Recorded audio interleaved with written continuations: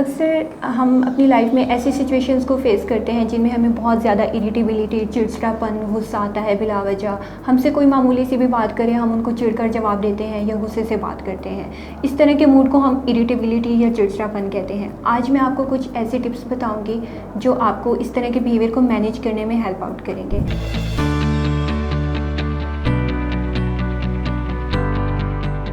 Assalamu alaikum. My name is Zina Sikandar. I am a practitioner psychologist. I have practiced in Lahore General Hospital and Rising Sun Institute for Special Children as well. अब हम बात करेंगे कि how to manage your irritable mood.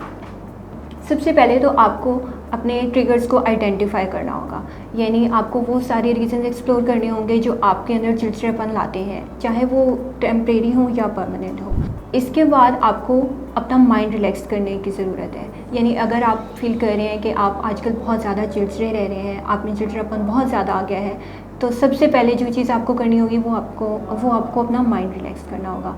इसके लिए आप meditation, deep breathing, progressive muscle relaxation या mindfulness जैसी एक्सरसाइजेस का इस्तेमाल कर सकते हैं। नंबर 3 पे आपकी डाइट आती है और आपकी physical health.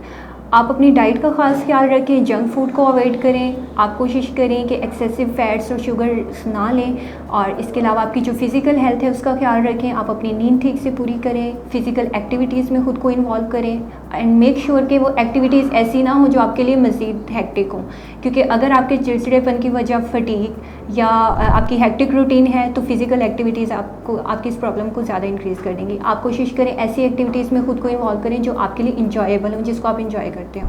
Next is time management. Time management एक बहुत इंपॉर्टेंट फैक्टर है, क्योंकि अक्सर हमारे चिड़चिड़ेपन की वजह ये भी होती है कि हमसे चीज़ें टाइम पर मैनेज नहीं हो रही होती। हम पे वर्क ओवरलोड की वजह से हम चिड़चिड़े हो जाते हैं, और इसका रीज़न ये होता है कि हम उनको ठीक से मैनेज नहीं कर पा रहे होते।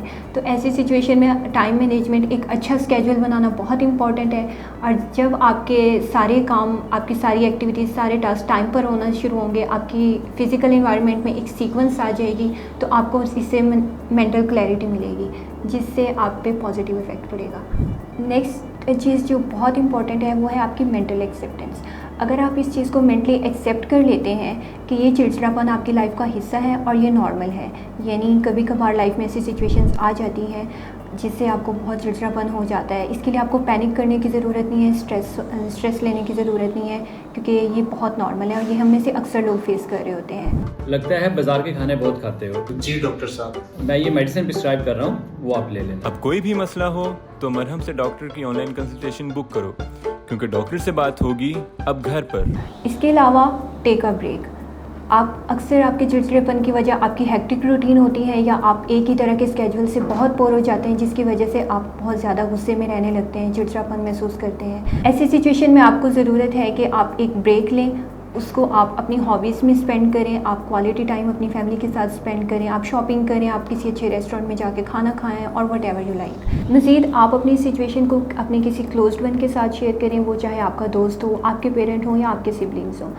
इस तरह करने से आपको एटलीस्ट तसल्ली होगी कि कोई एक आपकी लाइफ में ऐसा है जो आपकी सिचुएशन को अंडरस्टैंड कर रहा है। इस तरह की क्रिटिकल सिचुएशन में आपको इमोशनल सपोर्ट की ज़रूरत है, और वो आपको उस क्लोज्ड वन से मिलेगी। Last point is use humour.